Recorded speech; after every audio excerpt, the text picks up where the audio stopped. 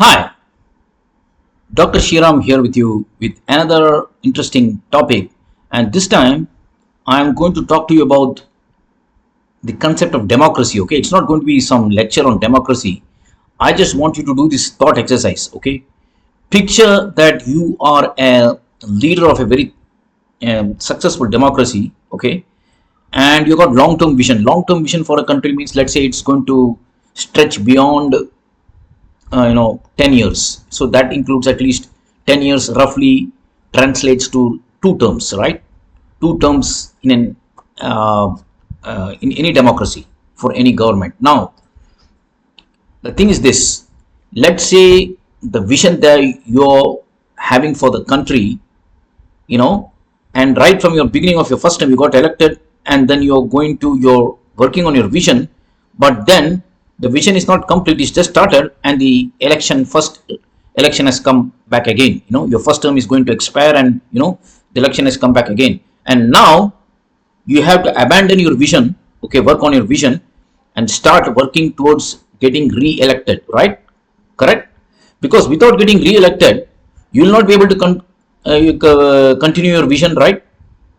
So say at least 1 or 2 years before the election, your term expires, you have to start building the platform for getting re-elected. Correct? So you have to divert a significant amount of your resources towards getting re-elected alone. Forget about your long-term vision. Correct? And God forbid, if your long-term vision there is some contradiction getting re-elected, then you may have to drop your long-term vision altogether or put it in the background, because if that long-term vision is going to prevent you from getting re-elected again. Okay, so that also is going to be another factor. So that is why you can see today democracy is failing all over the world. Why? Because most leaders are only planning for the next election. So those that are already elected running the government, they want to get re-elected in the next election, and those that are in the opposition wants to unseat the government and get into the seat of power. So this is what is happening. Okay, they are okay. Of course, they will make great promises before the election that they will do this, they will do that, but finally all those promises will be weighed against elections. So if they told you something today that they'll be doing something today, you may believe them and vote them.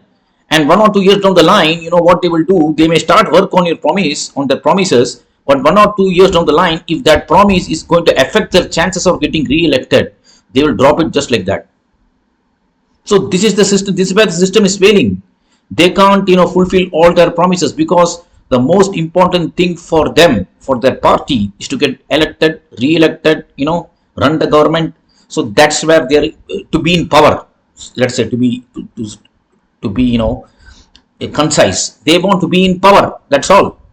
Either you want to retain your power that you're already holding, or you want to get the power of the party that's already been elected if you're in the opposition.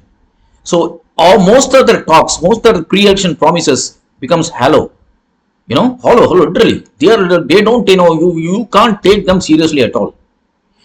And even if they genuinely mean that, let us say there are 1 or 2 politicians who are very sincere, if they genuinely mean that, they will be forced to abandon their promises in case those promises are affecting their chances of getting elected or re-elected. This is what is happening all over the world. Now take any democracy, be it our own country Bharat, or take any of the Western democracies. This is the same thing that is happening. Election to election to election, that is the only goal. How to get elected, how to get re-elected, how to get re-elected, how to get elected. The same thing. So the thing is, democracy is failing. I have told this to my friends many times before. Democracy is not what it is intended out to be. Our founding fathers, they had great vision, but unfortunately this is not going the same way. See, the bottom line here is getting elected, just like the bottom line in the bank is money, right? So that's the same thing. Bottom line kya hai? You want to get elected. So you can talk all the big principles in your party meetings, but if you are not getting elected, nobody is going to respect you. Okay, you will be strictly weighed not by your principles in the political party. You will only be weighed on how good you are in getting elected, how good you are in playing politics. That's how it's happening in all the political parties. Okay. Try to get some ticket now in BJP or Congress. You may be a very, very rich and wealthy person and try to stand for election. And if you're not winning the election, they will take you out. They will not give you any importance. And you may not be a very good character. You may be, a thug kind of character, but you are very good in winning elections. They will retain you and they will reward you with top posts. So this is what is happening the world over. So that is why I have often called for moratorium in elections. Let us say, let's every 10 years or 15 years or so in any democracy, they should stop this election cycle and they should elect a completely non-political government, consisting of technocrats, engineers, doctors, completely non-political people to run the show for another 5 or 10 years. Okay. So that, this election cycle is stopped and all these political games stopped, bring the country back together. And then once everything is, the reset button is hit and everything is cleansed off, then start the election cycle again. Otherwise, the democracy is going to spoil.